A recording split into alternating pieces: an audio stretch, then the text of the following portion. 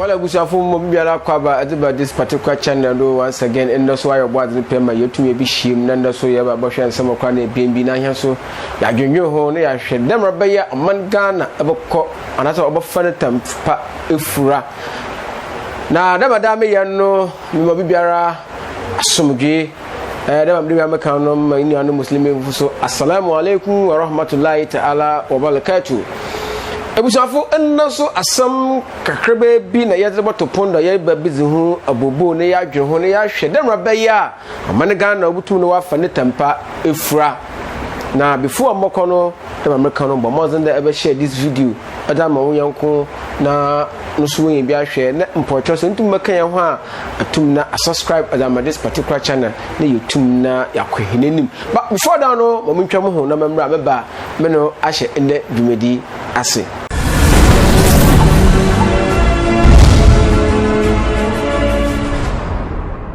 Ebushafo abra yakwa bei yerboko henenim na yakwa ende dwumezi no do na last time my video no now I was talking about fixing the country. And you know, adafo say you can't fixing the country. The madam can no yehina yasam, yehina yasade. There, ye boom another year ye. Mefi konkufi. We have to come together. Ne yehina ye emano ye. Nanda me divide masamon kakra bi. Because last time na me ni hia na no ahemfo na me ni won enya me ni won ekodo trade galamse ya ye sebeyia na nanom ahemfo hom so mu wo a particular role to play ebetum na amadwumezi akodo na damaso so biara na hia no brother kura wo fan King Jonas akaka assembly afan comfort kodo okan during speech we are on my no na asante ahimfu binum age esi bebia nanka yesusu da nka asem no bodu ho but eyedu ho ebusuafo bebia akodu hu se asem no anu ara yen kakra na mayar kan ne anka yesi da mo ho pemfu mu obende peyin edua mante na mpono nkawei anya sembia because who take speech na eniano who take speech na nkanya temdidi a ya brother odididi ohimpon because so wo hwa Ghana hapa de the whole traps our Ghana no obia salatu Ashanti Kingdom. Everybody respect Ashanti Kingdom. Everybody respect the authority of Ashanti Kingdom. Youth biya kona afina wa shaso no of Ashanti Kingdom of Fendago obutu abane yan brother Jonas we did on him pon atam na motin there ne kasem nu onu na bia yehunu there we did atam but hey on serious note motin there Ghanaian youth are more serious today. Ghanaian youth are more serious today because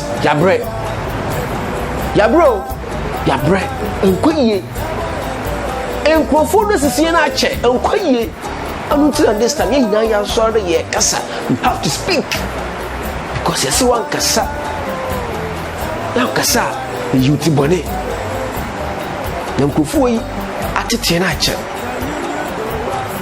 arafo entise bibi banadam na se yan nananum anka yinim na anka homba bakiye ensu ebia ya brother nanu ankoye adasa nanu akọ echirudo a nkampo no ayemu amuba nka frena nsamo frano na mo man directions say brother hey akola kasa anko chise na nka bo yede mind direction bafi moi you are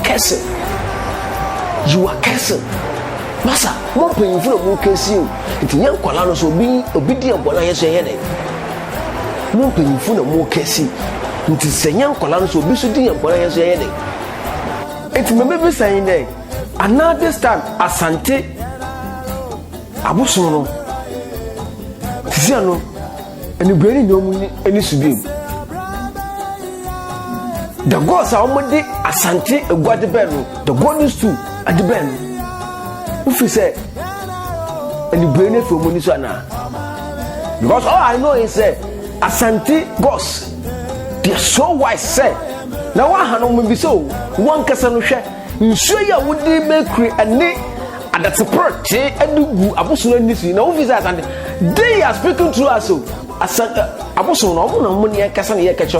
and then you will be surprised there maybe they have not spoke truth. They are fetish priests because we now we are corrupt. They are corrupt. That's why they are speaking through us. Into no she said what the mercury egu nsu abosom ya so mu fi nsu abosom wo ina o mu fi nsu ndete amudu gu nsu wa sense ndo fi say abosom no ba koso atun nsu biem na wa kese wa na ho so wo mu deminka na wa ba kunkum here pasa and this how en nagana se amamre ina ya seno ya say bibia but me catch you hwe a country without a tradition no ha meaningless ayeye me mo example hwe abraye yankwala no numia me kwase me wo nsuo bi ho sansuo ho a even if dry season ambra best of 2 years okwa obenyi nsuo nsuo so wo de kan no na so wo dugu wonu ma you in some right starting say Christianity need their bayente friends religion about bayen bibia nkwase religion yediba ya satan obabu nsa enfon konsunu wo konsunu so wo fon pabu ensisunu wo yiku achi no wanante akakasa nsunu sabre na amemre akoso na nanom omu putito na dey every year satan no ukonsunu anytime any day if you want dry season okwa obenya and then you can drink it instantly udugo so you to say the ye free so and so no hwe say the we sense to wash up musunko that gods will sit down for you to destroy this water now wa be jon akese na ono so wa zechi aba bakuku yana na ma you must be reason no you must be reason no mu say nso ye mu say ni and nso ye say ni embo yen aboso nkwa no omko apodi afad up omo kasa ayeyo sisia de ekono ayeyen na ye youth ni ye de epekeso gods and the gods are speaking through us so we say yakopon a funny person kasa the same thing that gods also speak through human being into omo ni kasa no nti wo hwa ye kasa gege wo bakasa bia yakwa ubakase bia ayekwa ayaposo na because you are disturbing them because sakana no someone to them omunsu bibia fitinjeje ejinde sansu so mo seni na so abokosa mche say omunsu no they are august no yes no so but ono maybe say sanka obanisa yenke so bia it should be our brother Jonas so brother yenke so bia then can ya brother Jonas bia because have you forgotten the obi abawola no so ababo promise so the vote for him the who vote man na wa ba ya kwan no wa mamba ye so if someone deserves to be cursed these people are those people who deserve to be cursed. He came to your village, said, Votuman, he will come and build chip center there. You know, Papa, or maybe Nanya Yeso no Quapono with Joho on Mamba ye. So if someone deserves to be cursed, these are the people who deserve to be cursed. And he came there to promise you there, vote, give him your vote. And after your vote, he will come and do your road. She road in the Equasia and so true. She yede out the back. Now who castle? She every village one crop on a mechano. Water problem, you have a water problem, no potable water for you to drink. Bawumia came to stand there and tell us that after 2 years of Akufo-Addo's administration, there will not be any town or village in this country who will be report and will complain of not having potable water. And then I want to say, I don't know, I don't know.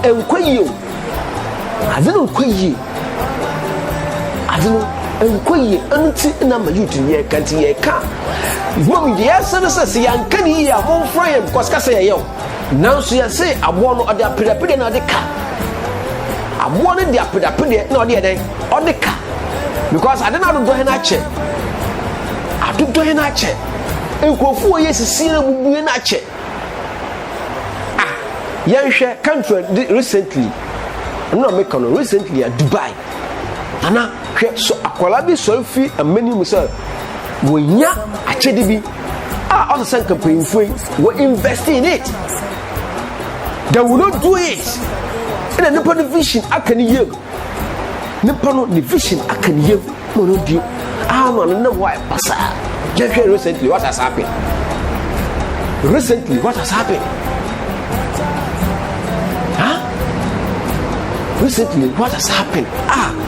yeah papa apostle Kodesafo watena mayi mwache kaza senka ya buano man adwuma akoso na nka youth ya wa anye kwa nka for youth no chain adwuma keke but no one cares about this man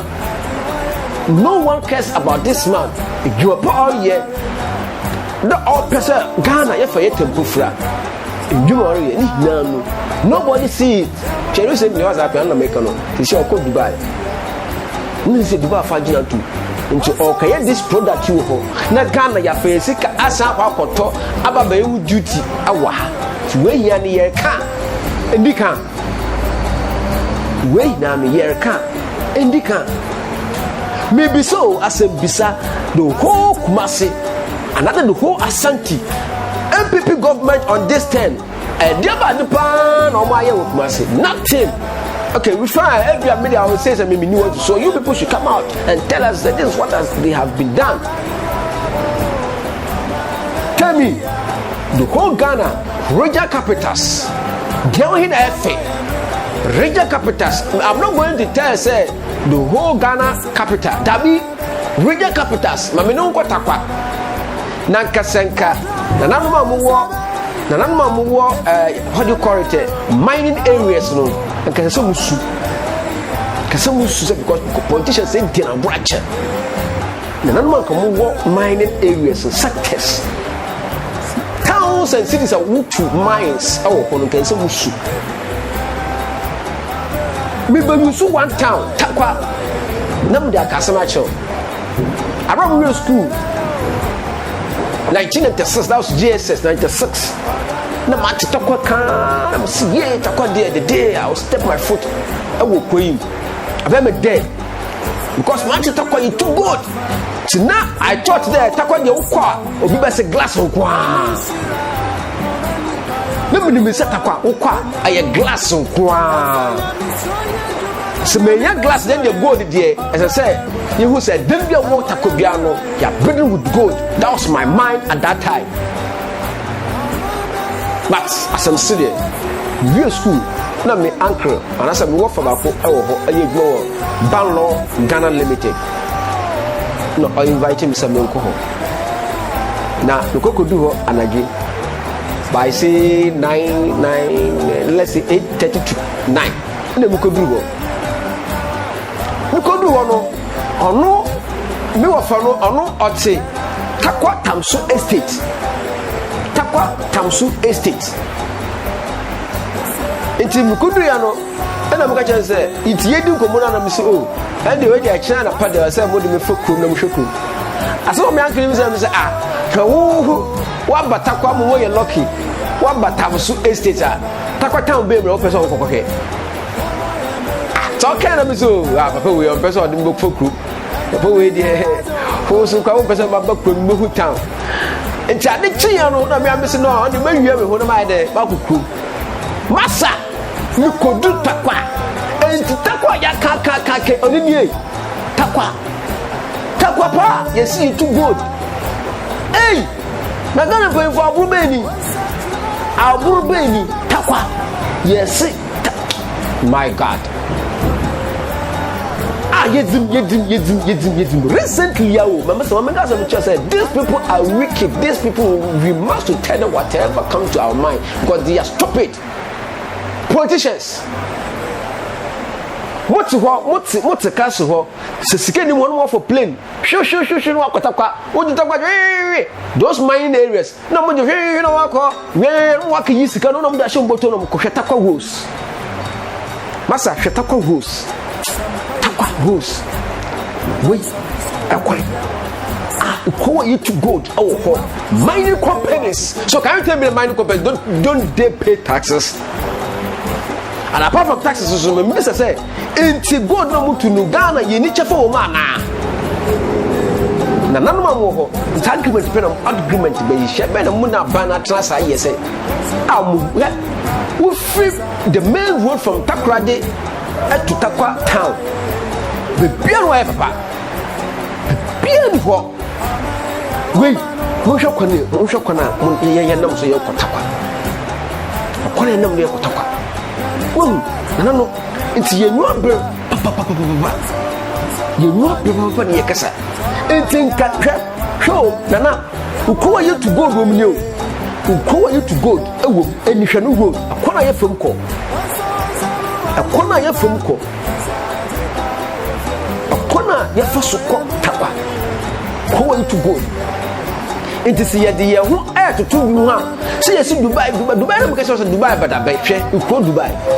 Hwe glass kwa. Tapo we. Malaysia yete ha and Malaysia president Baha according to history ya can be yete ha na Malaysia president Baha about question for Abe question what is Abe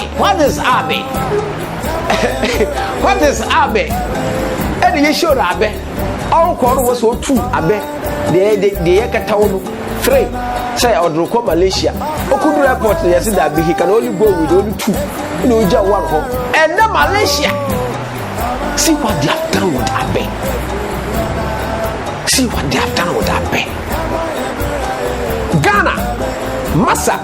Ghana me say ikrobe na wo wiase this continent wo botum di wo ho to Ghana ho in terms of resource ikrobe when mo kan chemi ikrobe ntise mo hina mo ne aban no eyekro na nana oji kakra hye wo botum a mfio bia na sankwa sefuwe politician fuwe wonso omoba no mo abada da hen hwetana I wish say ebia nim say ebia wo wo dua no say ebia wo kombo de ya ho glass on kwa and then utrinkwa me sure say wo wo dua no ukrombo ya glass on kwa glass on kwa there no problem and you will try and kokwa na the MBS say bia you be some of chiefs now almost bodua na say you people are you are castle you come hwe akwa so ne yefu to say ye kugara ye jano 3 days wo so wo be kasa kwa wo ye adwuma no be e ka do buso aso wo asem wo ntuma nka no be kan wo si wodi bia na atam speech kwa wo antie ye speech ni wo antie you did not listen it well you did not listen to it well. And even if you listen to it well, you did not analyze it well. Also, I was or did not attempt. Why would you make dinner? No 2 for attempt. 2 for you, I sell 2. Every day you train concern because in the test of a pay cassa, some who put cookie tea in speech. Ghana YouTube, right? Yeah, bro, and quiet. Young quiet. And my mouse has something in a bit now. And I Galam say now, I can't want seminal. As the regional minister, the book of Beton and himself has some kind. None the only on kind of a can of crack a crap, or a can of any pay running in a hand now. A mutata% moment to Galam say, which means there are more Muguana there too. Or more near Mokasana, they go, and I'm regional minister Jimmy, watch all at the Abrano, Persona Kaimai. Kind this is Ghana for Jimmy only baby a woo work or a fiction is life one press was on the one when neighbor no move Johnny says you're by United Nations as he said a moment any piece mom or moon person Jimmy Jimmy Tiwawa Sase no asante hene na onyame na make an kopa video no asante hene na ne say se wo yo hene na se wo no odi boni twa asase mankofo so mfanye galamse e kwaje aponchia se wa. So American Day, if you have someone to curse the ones, those who came to promise us good education infrastructures, they have failed us. If you want someone to curse those who promise us infrastructures in which they are failed us. Those who promise us good economic structure, almost failing. You see, the cities who say, "Dollars na she dem ya tuna boom ya dama IGP." Ne ye Ghana you see youth. No youth should breed. Youth be able to see there Ghana. Last 4 years, na cement you turn back say. Last 4 years, na cement you turn back say. Slate you could then you turn back say. And that asset now I'm talking no. Some of the stores yet on 150 Ghana, cement 50 Ghana, and then slate 100 Ghana. As I'm talking. Was about 4 years back on that slate, it was about say 35 Ghana cedis. 35 Ghana cedis. Na lie. That slate was 35 Ghana cedis. No. It is America in there. Say a kasa nasa unkoya you can call us, you can direct us. Now humbo hinechi dumping. Na yan can check these fools, this person koya fo, this people are waba wanu he me say weekend so in na Dubai airline why choke wanu wa guess woko holidays o Dubai. You could holidays what nkwase sam kotin wo do country kwa ntumi stay me wo do country ntumi stay me wo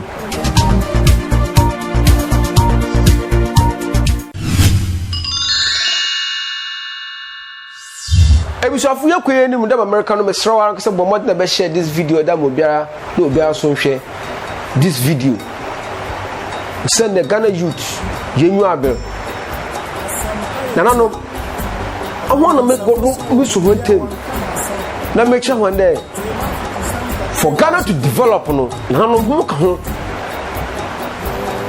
who ka ho ya hwe kwana wodi bo krom ya hwe kwana yedi bo krom into see a kasa na se yafuma you have right that about direction but hey to kasas the amyeye hwe obi abayi sika esi factory odisi ho sa sika no oya no anu bottom sika o sa sika no yi no bi si factory oya no anu bottom sika amayi twa ya jeje ye the taxpayers money no so okobo bo sia so de ka ho odisi ho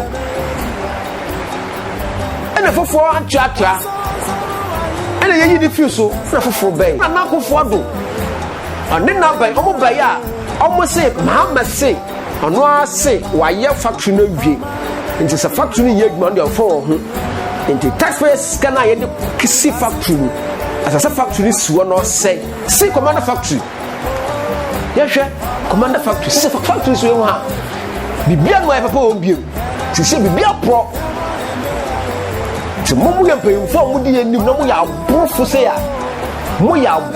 ya mama ye kan che ho mu abufu hwa factory na suwo na ase no nti se sa sika na hye se so ka fasika fofo na yesa so ka an factory na wo so be one factory one district wo be wo so one factory one district one factory one group afi na wo koto land now wo be infrastructure sisu no wo establish factory bi so ye sin dada iswe nti dia na aka nti wo pe aka chem se sika ne pono ni si ye no ene sika aka ama ye de ba ye continue ma factory aye dwon dia won ye odoso na the president of the land Baumia, the vice president, who them feel. Whoa, she factory is who I say. it's me kasa factory ni so now remember sir Ekunfi juice factory no moya no nanando and no crop for apart from me be so say mu de pineapple na answer na mu si company na mo say Muhammad say why factory now we be ahwede nti den the factory be adwuma nti me be so even the history teller said the one that come birth in Kwapono Satam no the factory doesn't have its own sugarcane farm. It was individually who brought in. I say individual no more that should the bear number bed factory yejuma and that from the time being so factory nagasa so are planting its own sugarcane. Now Otu will control will continue production. It's a bad saying. What I say, this big factory is what who again this factory say in the central region for me be some say it's at the day of election 2024 no, will these people come and we will listen to them me be so as a bisa me bisa say into 2024 these people will come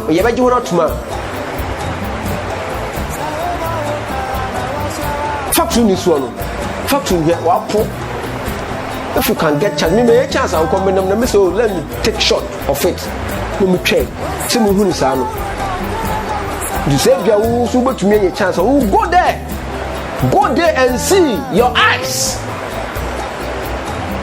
company no na say no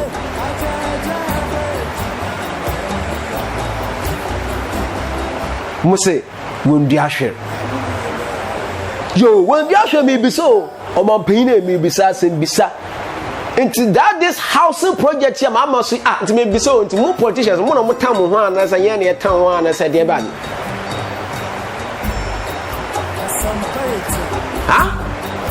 yan na ye tan ho ana so ho no what now okay we me feed the housing project in Kwapo mama from let me stand in the central region now me from me district Kenyi Pode, the whole district of Ghana here, Jimmy district for our Ghana, Sinkayi. Jimmy district of Waha, because some of the district are saying now we are Southwest. Oh, now we are Southwest because district no good road network, no potable water for our villages. That be bias. See.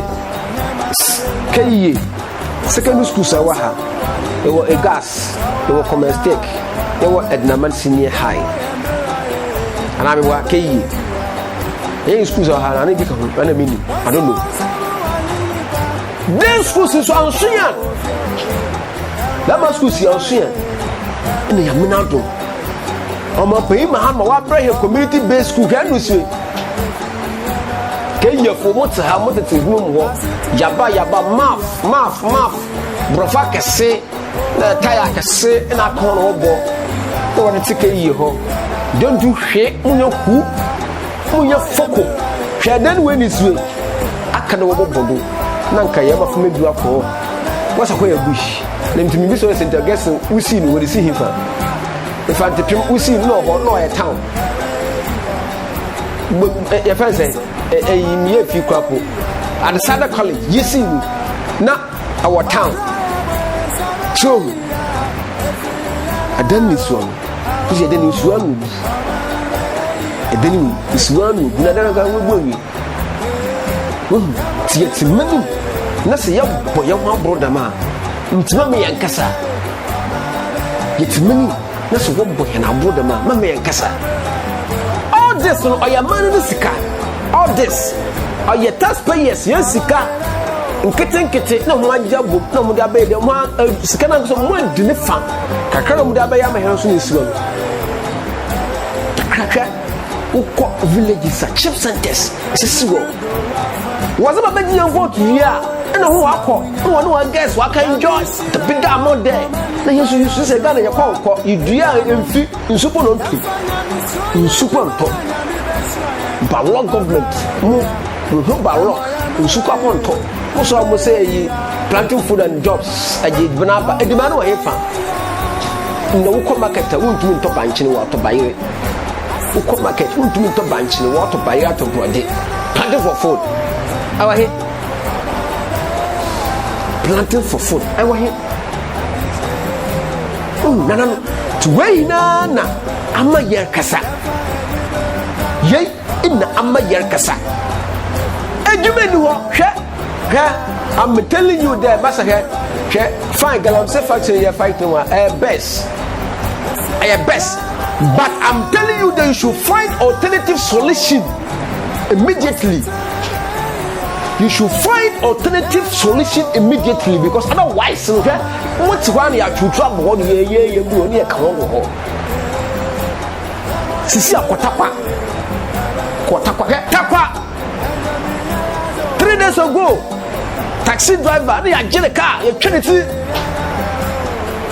takwa 3 days ago taxi driver you trinity life yagye car bentra akomedo maso he na me ka chase gamese na mu ye no mu hweye pa.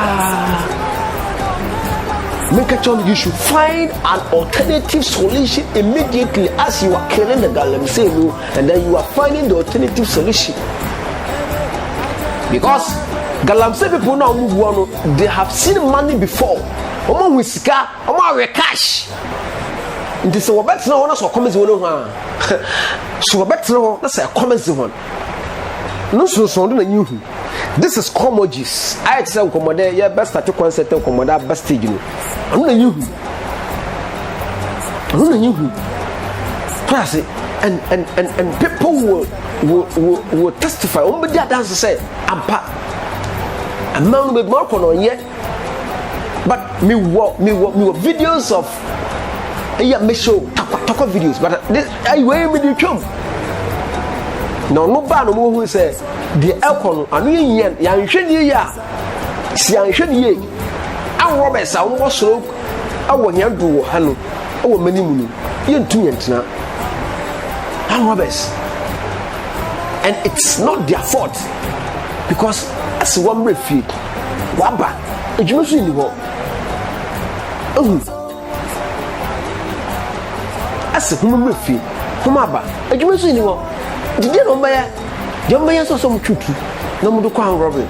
Mudu kwa Robert. Me say act takwa. 3 days ago, taxi driver no mo twa ko ma gine taxi mu ko. Nti ha. Amaya yeti. You will be everything. You will go there with diamond, you will boxer, you will timber, you will way. Na mo sori an kwase abosia. Nkwase abosia. Na bosia so amugbo yihu de de. Na mo mu cheku mu goto. Ni mo ne mo guests and mo wives. Edi. De am ye no pone se contract ni po bele so nko mo de mo wife ba ga yeyo. Mo de mo mprofo. Na mo che. Which is nonsense.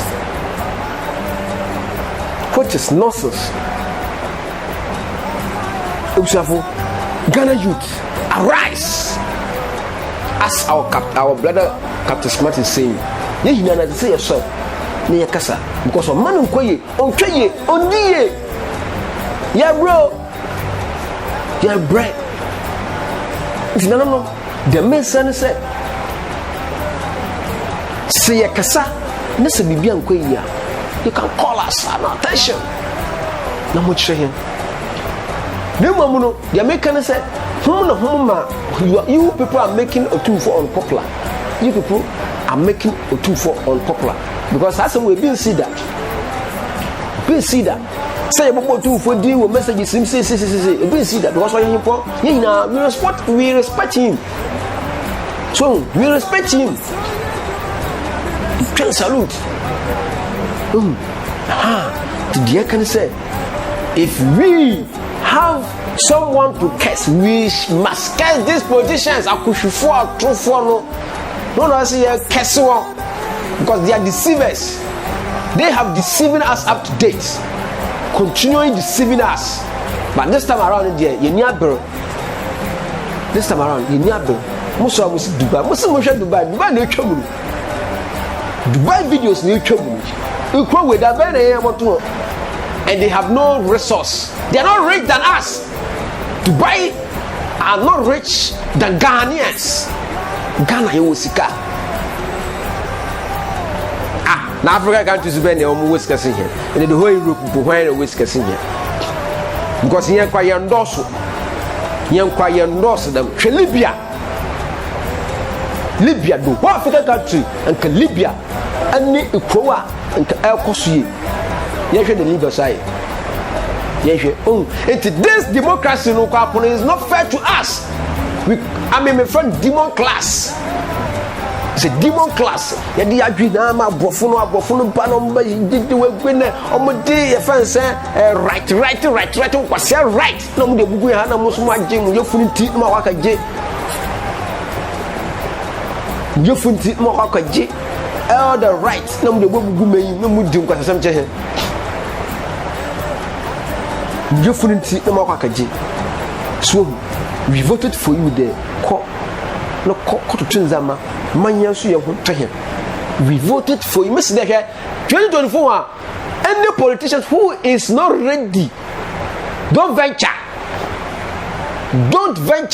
na Ghana foi munano mumen hwe ye na sa nkokrofo hina yam pack on we make up our mind that we must change and give a positive change and change keke as I say yes and yes keke this dom eluma fi APP and this you must back them off but this so you can tell me ko tuo gupu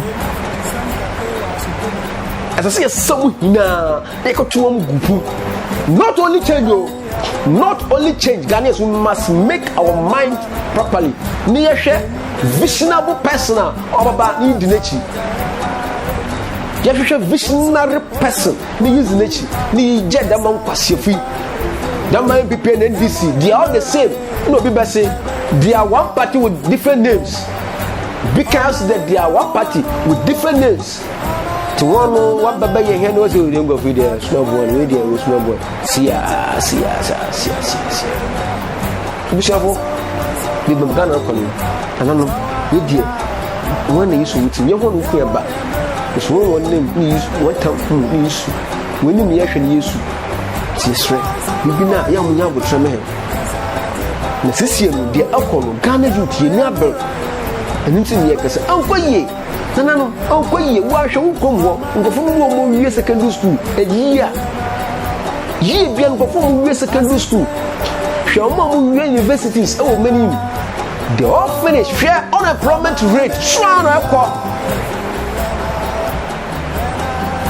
ama pa yi say minister so mo je pay say ponu yesika hwe de wo mo de ye ani allowance sakase a mo ji ani allowance sakasa omunchi eni ano we no bisa na adafo so yeshia inda so mi dan the big daddy menim kamama ba ko pe bosu samo asare na menim di de mi na bomazin da be share video si amanye hima ye bi ahwe let's all come together, let's build this nation because yamma no ayamar ba ko pe wo che yazare ni na yeso nyonso ni butum ye da ye e mano aye I am comments.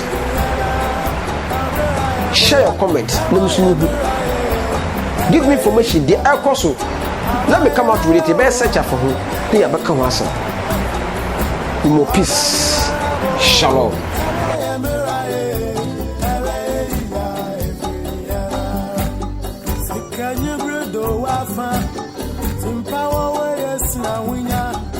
Yamishira, mama ni payo zefua, enyanum, yafanya misro.